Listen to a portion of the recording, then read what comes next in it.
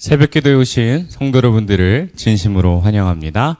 오늘 우리에게 주신 말씀은 마태복음 20장 20절에서 28절의 말씀입니다. 마태복음 20장 20절에서 28절의 말씀입니다. 함께 읽겠습니다. 그때 세베대의 아들의 어머니가 그 아들들을 데리고 예수께 와서 절하며 무엇을 구하니 예수께서 이르시되 무엇을 원하느냐 이르되 나의 이 두 아들을 주의 나라에서 하나는 주의 우편에 하나는 주의 좌편에 앉게 명하소서. 예수께서 대답하여 이르시되 너희는 너희가 구하는 것을 알지 못하는도다. 내가 마시려는 잔을 너희가 마실 수 있느냐? 그들이 말하되 할 수 있나이다. 이르시되 너희가 과연 내 잔을 마시려니와 내 좌우편에 앉는 것은 내가 주는 것이 아니라 내 아버지께서 누구를 위하여 예비하셨든지 그들이 얻을 것이니라.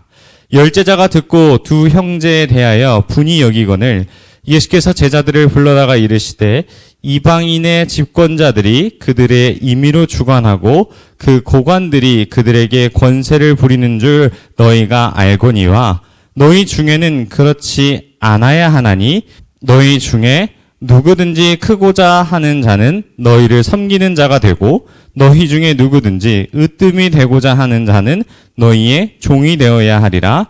인자가 온 것은 섬김을 받으려 함이 아니라 도리어 섬기려 하고 자기 목숨을 많은 사람의 대속물로 주려 함이니라. 아멘. 영광의 자리란 제목으로 하나님의 은혜를 함께 나누도록 하겠습니다. 어린아이들을 보면은 가끔씩 이런 모습을 보게 됩니다. 서로 자신의 키가 더 크다라는 모습을 서로 주장하는데요.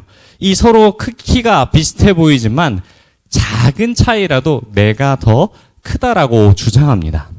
막상 머리를 맞대어서 비교해보면 매우 비슷한 경우가 다반사인데요. 아이들은 왜 자신이 더 크다라고 이야기할까요? 어린아이들은 만 3세에서 4세가 되면 정상적인 발달 단계에 따라 이 서로를 비교하면서 부러움과 질투, 선망의 감정을 느낀다라고 합니다. 매우 자연스러운 현상이지만 계속되는 아이들의 질문에 부모의 마음은 불안감에 휩싸이게 됩니다. 자신이 어떤 존재인가를 알아가기 위해 누군가와 비교하는 것은 매우 자연스러운 일이지만 가정 내에서 계속적인 비교를 통한 경쟁은 아이의 자존감에 악영향을 줄 수 있기 때문입니다.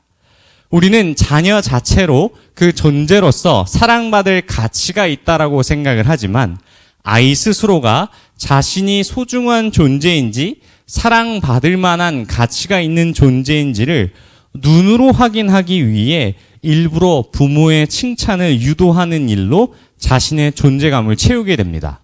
만약 이렇게 될 경우 자신이 칭찬을 받지 못할 때에는 인정받고 존재할 이유가 없다라고 생각할 수 있기 때문에 이러한 비교의식이 우리 안에 끊어져야 될 줄 믿습니다. 현재 우리 사회도 이런 비교의식이 만연해 있습니다. 사회적인 위치나 연봉, 아파트 평수, 그리고 입고 있는 옷 등 외적인 요소로 사람을 평가하기 마련입니다. 오늘 본문에 있는 제자들도 마찬가지였습니다. 예수님은 어린아이처럼 자신을 낮추는 겸손을 제자들에게 가르치셨으나 다시 이 마음 가운데 있는 비교의식과 높이 올라가고자 하는 그 본연의 마음이 이 문제가 다시 한번 수면 위로 떠오릅니다. 자, 20절 말씀을 함께 읽도록 하겠습니다. 그때 세베대의 아들의 어머니가 그 아들들을 데리고 예수께 와서 절하며 무엇을 구하니? 이 세베대의 아들들의 어머니가 이 두 아들을 데리고 와서 예수님께 나아갑니다. 그리고 나서 21절에 이렇게 이야기합니다. 우리 아들들을 하나는 주의 좌편과 주의 우편에 앉게 해달라는 요구를 드립니다.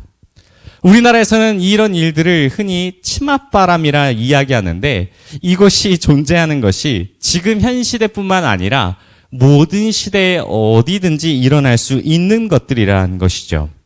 그런데 예수님은 이 어머니의 요구로서 대답하는 것이 아니라 바로 이 두 아들과 어머니가 함께 요구하는 것으로 받아들입니다. 22절에 너희가라고 말하며 그 대상을 복수로 칭하십니다.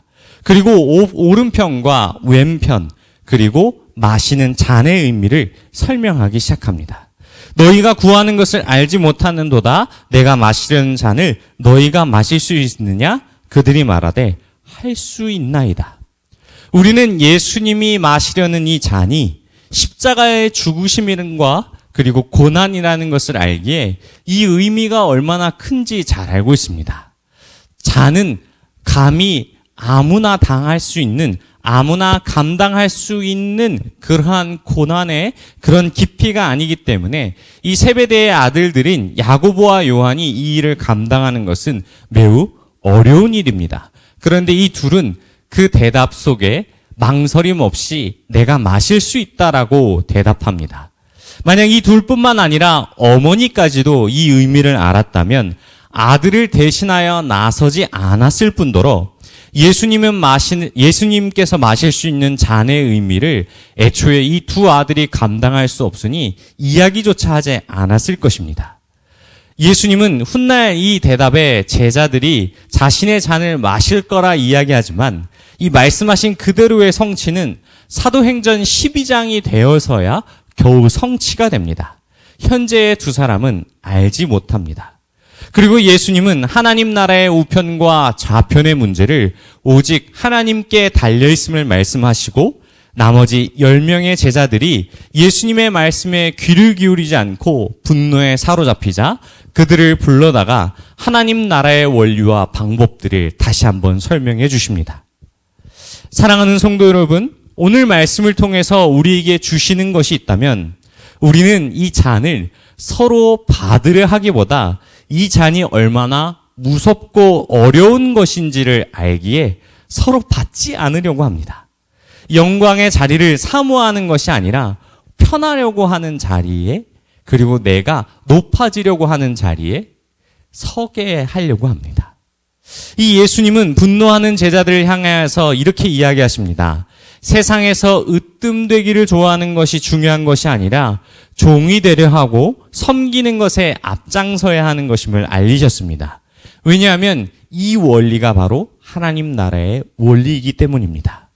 오늘 말씀을 듣고서 우리가 결단하는 것이 있다면 다시 한번 나 스스로가 으뜸되기를 좋아하는지 영광의 자리인 낮은 자리를 사모하는지를 다시 한번 돌아봤으면 좋겠습니다. 만약 말씀대로 살지 못하는 나를 발견했을 때 이것이 은혜임을 기억하셨으면 좋겠습니다. 내가 이 자리에 감당할 수 없지만 하나님의 그 주신 은혜로 말미암아 감당케 하셨고 높고 높은 영광의 자리가 저 높은 세상 가운데 이야기하는 높은 자리가 아니라 예수님의 사랑으로서 더욱더 낮은 자를 섬기는 곳에 우리를 불러서 사용하심을 다시 한번 기억하시고 다시 한번 하늘나라의 백성으로서 더욱 낮은 자리, 영광의 자리를 섬김의 자리, 이 모든 자리에 앞장서시는 저와 여러분이 되시길 바랍니다. 우리 들은 말씀 생각하며 함께 나아가겠습니다. 하나님 아버지, 말씀 가운데 믿음 가운데 주시는 말씀을 통하여 우리가 결단하며 기도하오니 하나님의 영광의 자리에 우리가 그 사모함을 나아가며 더욱더 겸손한 자리, 섬김의 자리를 사모하며 나아가도록 우리의 마음을 인도해 달라고 우리 주여 한번 부르시고 통성으로 함께 기도하겠습니다. 주여.